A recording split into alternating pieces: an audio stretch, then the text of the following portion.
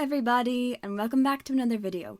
Today I'm going to be talking about just some things that have happened recently in the figure skating world. So go grab yourself a cup of tea, get cozy, and let's get into it. So the first thing I'm going to talk about is something that I have literally just seen right now on Instagram. It's from Plushenko's Instagram. I do not follow him on Instagram, but I just was doing some research, and he posted a post saying that there's going to be a production of Swan Lake in January 2023, and it's going to be starring Mark Kondratyuk and Alexandra Trusova. And the poster for the show looks extremely photoshopped, but actually I'm very interested to see how Alexandra Trusova deals with this show. She's obviously done the ice shows and performed herself, but I don't think she's done a show performing as a different character. I think that would be wonderful for her, great for her, because actually she often gets criticized for her dancing or her artistry, and I actually think she's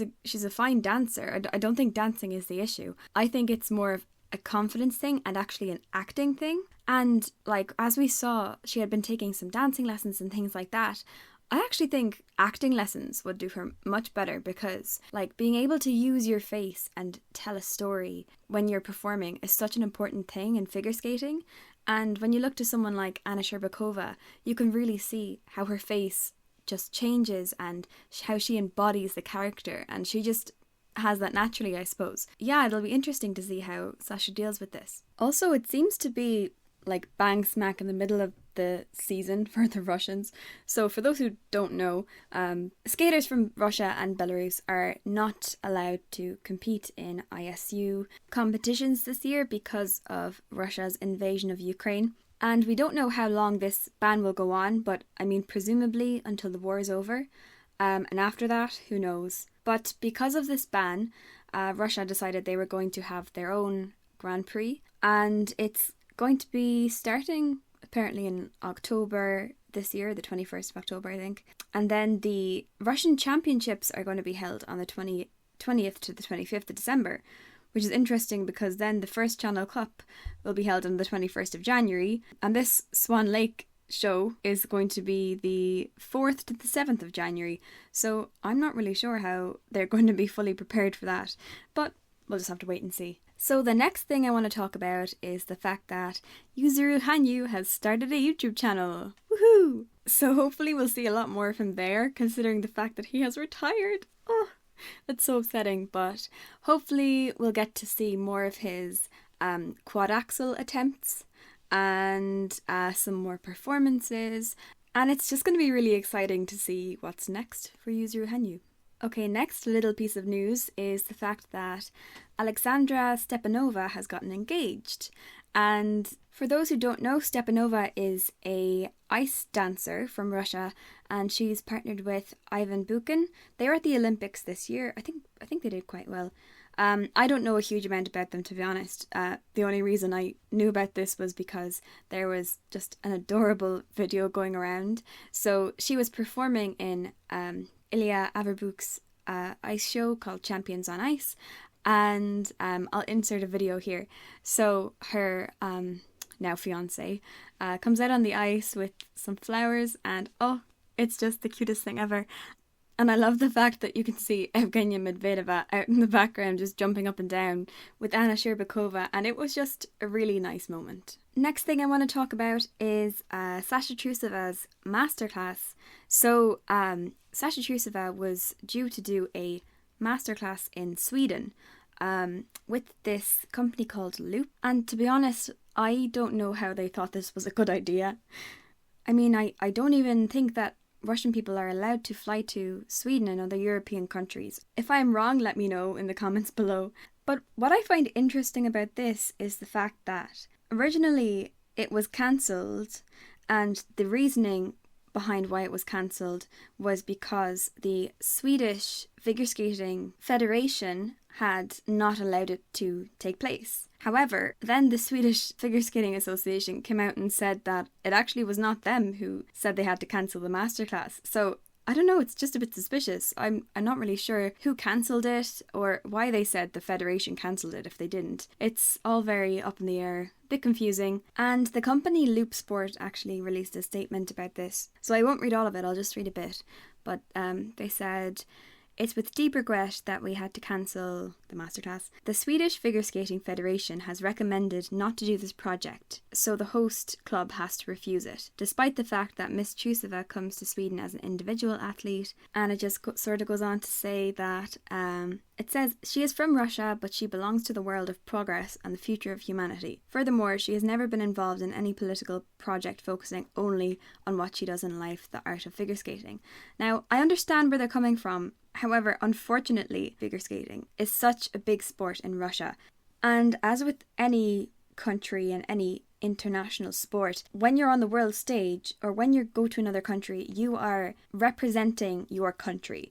And so I completely understand that Sasha Trusova maybe and hopefully she does not support the war. Hopefully she does not support what is going on. However, unfortunately, just because she is Russian, she is representative of Russia. And if there are any Ukrainian figure skaters or just individuals who are taking refuge in Sweden or in and around that club, I can completely understand how that could make them uncomfortable, just because sport in Russia is such a source of patriotism and sort of pride for Russia as leader. So I completely understand. I understand both sides. However, I think right now it's just not best for her to go there. Even if she has positive intentions, even if she completely opposes the war, I think it's just not the time, and I think she should wait maybe a year or 2 years and come back and do it then. So the next news is quite unfortunate, and that is that Aliona Kostornaia is getting hip surgery at the ripe old age of 18. So I'm pretty sure Kostornaia has had many fractures, many breaks, many injuries. We know this for a fact, actually, because she missed a lot of last season because of it, to do with her arms. And I just would love to know the number of bones that this poor girl has broken in her body. And hopefully her surgery goes well and she recovers fully and properly and actually takes time to rest, and hopefully she is not forced to work on, half-healed bones, and I hope that she's given time to fully recover. And it does seem as though she's getting on well at the CSKA with Elena Boyanova, excuse my pronunciation. It seems to be going well. There are a few videos out of Kostornaia training with Boyanova. I have a few videos on my channel if you go back a bit. There might just be shorts, there might be a few small videos, I'm not too sure, you'll have to go back and check. But definitely check them out if you're interested. By the way, if you're still here, I would really, really appreciate if you could like and subscribe. Only if you've enjoyed. If you haven't enjoyed, you're under no obligation to. So anyway, so the next thing I want to talk about is the fact that there was an interview with Eteri Tuberidze and Trusova, who is one of the sort of long-standing coaches in Russia. And so they were talking about the fact that they were banned from international competitions, and then they were talking about what happens when students sort of come back, I guess, after the summer and back to training. So trigger warning, we're going to be talking about weight here. And we sort of knew this already. Eteri had said this before. Tatiana Tarasova says, "Oh yeah, they are heavy, of course, in the first few months of work. Gosh," she says, "well, you look at them, how much they have gained." Then Eteri says, "I always say that 1 gram of fat is 1 gram of laziness." Then Tarasova, lazy of course. Then Tuberidze says, "How many they have gained, that's how lazy they are." Then Tarasova says, "Of course, weight is laziness. You have to force yourself to get up, go run." Now, for anybody listening, especially young girls, what they've just said is not true. Do not listen to them. That is not the truth. Your body needs fuel. 1 gram of fat is not 1 gram of laziness. That is absolutely not true. It's ridiculous. Okay? So, Eteri has said this before, and actually, I'm kind of like biting my own words here, because I sort of felt at times that Eteri maybe got like a bit of a bad rap, because I sort of thought that like some things were maybe taken out of context or inflated, because I guess I just thought that like no coach could be that bad. Because on the face of it, when you look at things like Alina Zagitova talking about how they couldn't really drink water at the Olympics, like on the face of it, it makes sense in a way if say for example, you're going out to do figure skating. Of course, before you go out, you're not going to like chug a liter of water, because like that would be just like swishing around in your stomach, and it probably would affect the aerodynamics if it needs to be like precise, you know. But you should still be able to drink water, but just not like guzzling it down. And I'm sure that's the same for other sports too. And I sort of thought that those claims were maybe inflated, you know. Zagitova has come out recently with another interview talking about this whole water situation, and she actually said, and I quote, "When I was competing, I hardly even drank water. We used to rinse our mouths and spit everything out, because even 100 to 200 grams is noticeable for an athlete's body, and it's harder to jump." So this came out quite recently, and again, I understand the whole thing about jumping and like not having a huge amount of water in you, but 100 to 200 grams, like that is not going to make a difference, and you need water. Like it's an essential it's a necessity for humans. Like I don't know how they survived the Olympics not drinking water, especially doing these high energy routines when surely you would need it most. Like it's mind boggling to me. And so that, with what Atari was saying about the whole weight thing, like even with that, like I understand how you probably have to maintain around the same weight, not necessarily a low weight, but just so that you're consistently sort of jumping or, you know, spinning or whatever it is with the same sort of, you know, body composition. And I'm sure, to be honest, like that sounds very harsh to the average person, but I'm sure most figure skating coaches would encourage that, not to starve yourself. That is not what I'm talking about. Absolutely not. And, you know, it's not about keeping a low weight. I think it for most coaches, it's probably just encouraging their students to sort of maintain, you know, around the same-ish weight during a competitive season, just so that they don't over-rotate or under-rotate their jumps. And I think to some extent that's reasonable-ish. You know, as I said, to the average person it may sound harsh, but I think in figure skating or in, you know, elite level sports, it's probably normal enough. And it's probably the same in other sports, you know, like any sports that involves you jumping or like, you know, elevating your body in some way, they're probably encouraged to maintain around the same weight. But to say that 100 to 200 grams is going to make a difference, I don't know if people realize how little that is.